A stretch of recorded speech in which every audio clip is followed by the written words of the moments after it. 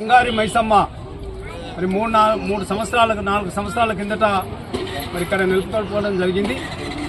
మరి ప్రతి ఆషాఢ మాసంలో 3వ వారం ఆదివారం రోజున ఇక్కడ మరి అమ్మవారికి ప్రత్యేకమైన పూజలు చేయడం, మరి బోనాలు ఎత్తి మా మహిళా సోదరి మనులు ఇక్కడున్న కమిటీ వారు బెల్లంపల్లి పురప్రముఖులు అందరూ కూడా వచ్చేసి మరి ఇక్కడ అమ్మవారిని దర్శించుకొని వారి ఆశీర్వాదం తీసుకున్నాడు.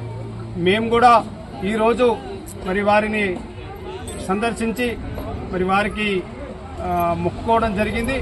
మరి బెల్లంపల్లి నియోజకవర్గ ప్రజలందరూ కూడా బాగుండాలని, మరి సుఖశాంతులతోని పాడి పంటలతోని మరి అందరూ కూడా బాగుండాలని, అన్ని కుటుంబాలు కులమత భేదాలు లేకుండా అందరూ కూడా బాగుండాలని అమ్మవారిని ప్రార్థిస్తూ అమ్మవారి దీవెనలు అందరికీ ఉండాలని, ముఖ్యంగా ఈ ప్రభుత్వం, ఈ తెలంగాణ రాష్ట్ర ప్రభుత్వం కూడా మరి వారికి కూడా మరి వారి ఆశీర్వాదం ఉండాలి.